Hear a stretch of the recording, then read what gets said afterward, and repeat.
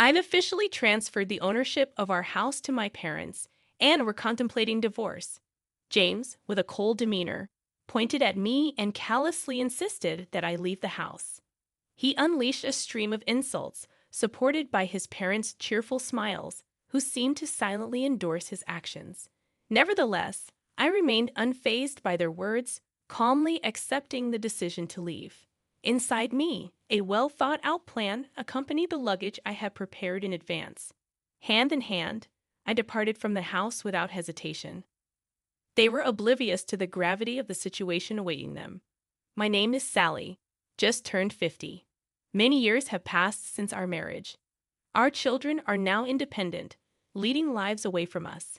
I used to live the life of an ordinary salaried worker, but now, thanks to a friend's introduction, I spend my days as a teacher of handmade accessories, a hobby turned profession.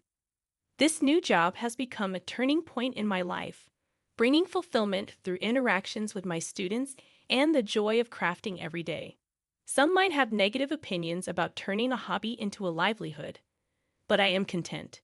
James and I met by chance at the company where I used to work.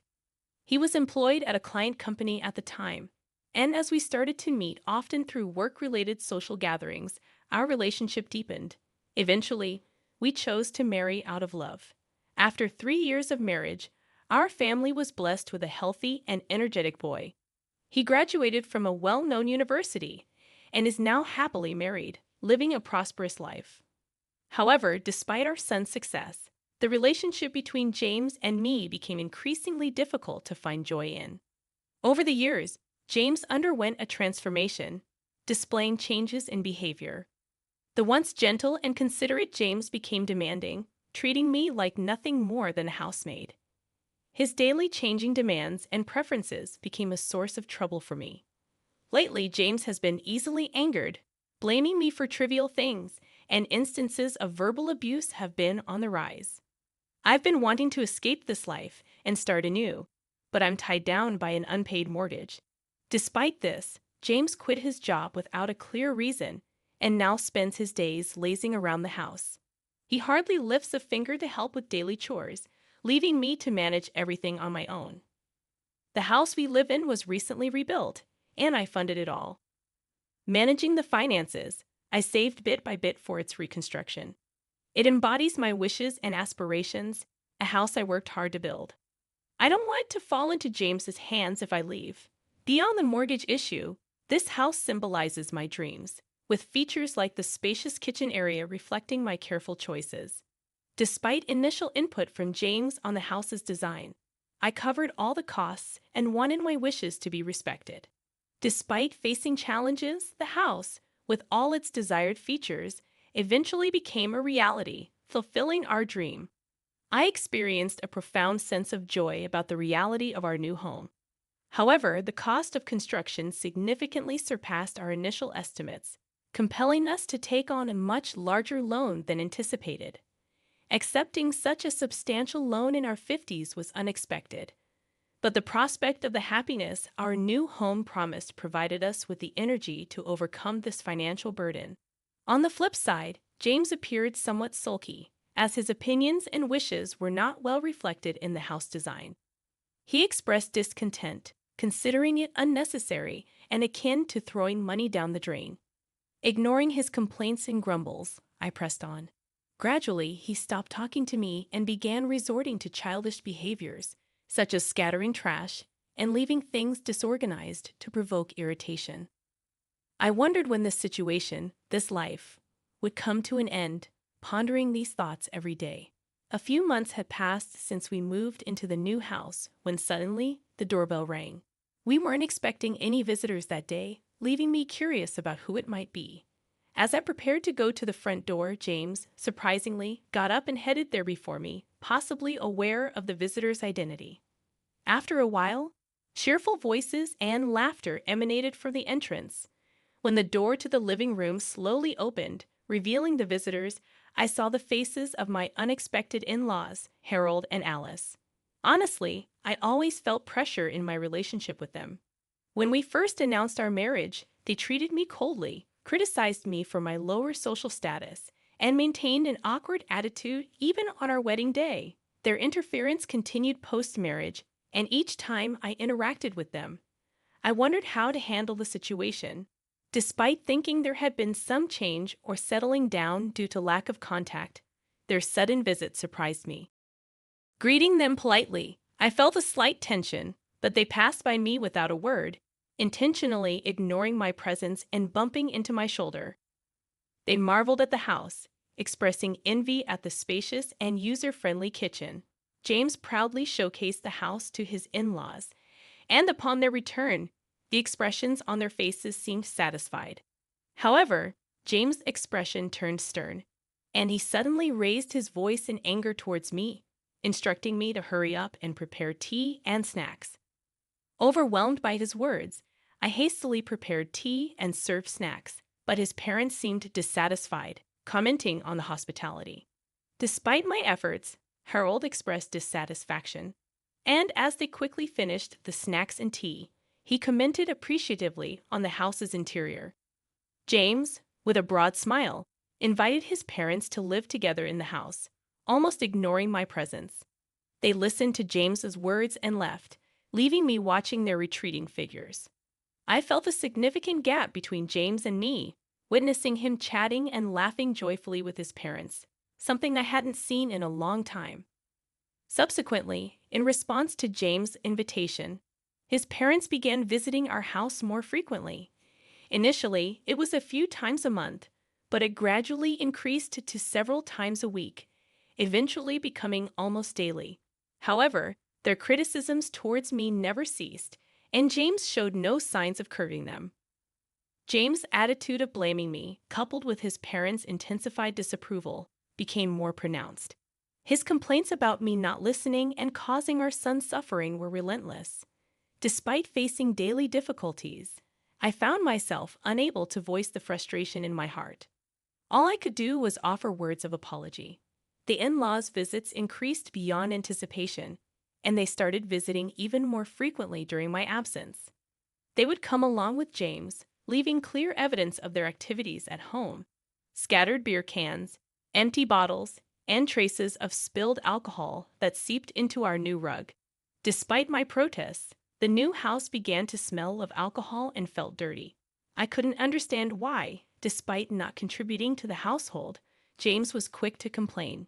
His involvement in gambling added another layer of worry, as remnants of used betting slips surfaced regularly. Explaining the risks of gambling and its impact on our finances seemed futile. The losses were a significant blow, especially since the money used for gambling was hard-earned through my tireless work. Nearly a month into the frequent visits from the in-laws, they targeted the times when I was out. One day, returning home early, I found them leisurely spending time in our house. Surprised, I confronted them, but their snarky words and indifferent attitude made it clear that they considered my presence bothersome. Frustrated and stressed by the insolent attitudes of James and his parents, I realized I had reached my limit. Instead of succumbing to emotions, I decided it was time to devise a plan to address the situation. Amidst this turmoil, an unusual event occurred. During a time when I was supposed to be away, the in-laws visited unexpectedly, expressing surprise at their unusual timing. I sarcastically commented on their avoidance of my presence. Ignoring my remark, they boldly entered the house. James welcomed them with a smile, leading them to inspect various areas, from the kitchen to the bathroom. Observing their meticulous checks, I sensed a hidden agenda behind their actions. Even as they left, they wore satisfied expressions, as if they had confirmed something.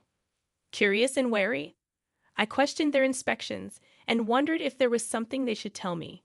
I had cautioned James not to worry, emphasizing that it was none of his business. His behavior, however, hinted at concealing something from me. I suspected he was trying to manipulate me cunningly, but grasping the real intention proved challenging. Observing the situation became my only option.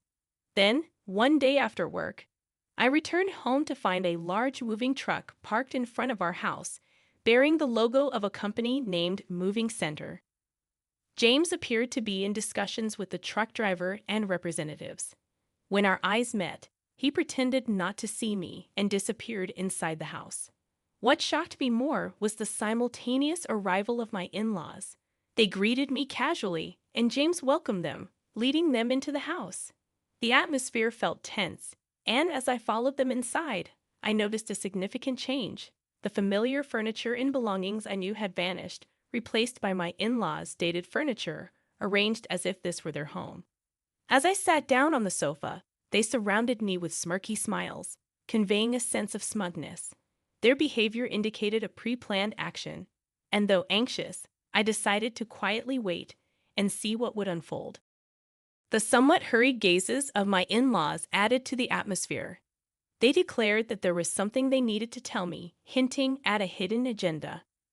Bracing myself, I responded with feigned calmness, and James sighed deeply before admitting that he had sold the house to his parents.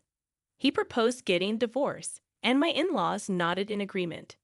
Their smirky smiles suggested they were trying to toy with me. Despite their revelation, I remained unfazed, having anticipated their plan. I promptly signed the divorce papers, placed my wedding ring on the table, and declared my intention to leave the house. I had suspicions about the unnatural behaviors of James and my in-laws, especially since their frequent visits when I wasn't home. To confirm my suspicions, I installed surveillance cameras around the house, synced with my smartphone. On the first day, I observed their daily conversations. However, one day, I stumbled upon footage where James and his parents joyfully discussed selling the house. Shocked by this revelation, I decided to plan my next steps, searching for a new residence based on the information obtained from the surveillance cameras. I took the initiative to transfer the home loan from my name to James's.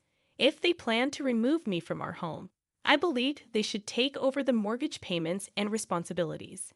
The monthly mortgage, amounting to $1,900, was paid from my hard-earned salary. Doubting that James and his parents could afford this, I resolved not to provide any financial assistance. Free from the troublesome relationship, I moved to my new, well-arranged home with new furniture, ready to embark on a new chapter in my life. On my day off, I relished the prospect of thorough rest, sleeping in past noon. As I was about to doze off again, the doorbell abruptly rang. To my surprise, James and his in-laws stood at my doorstep, uninvited. I questioned their presence, and without answering, they intruded into my house, spreading out a document in front of me. They accused me of changing the name on the house loan without permission. Expressing disbelief at their sudden appearance, I learned that right after leaving the house, they received documents about the loan name change. James and his parents were shocked, claiming they were currently unemployed and couldn't afford the high monthly loan. In a furious outburst, James declared they wouldn't pay that amount.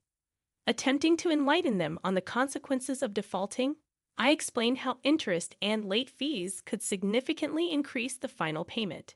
James initially seemed skeptical, but after searching for information online, his expression turned to one of shock and distress.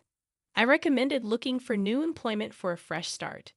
Their faces grew even paler as they realized the seriousness of the situation. They admitted to having no savings or assets, with James burdened by substantial gambling debts and no stable income. Frustrated, they pleaded for understanding and assistance, emphasizing the years they spent together. Unmoved by their pleas, I shut the door to escape their attempts to mend the relationship. Frustrated, they reported me to the police, leading to their removal from my property. Eventually, due to financial constraints, they relocated to a more affordable apartment on the outskirts of town.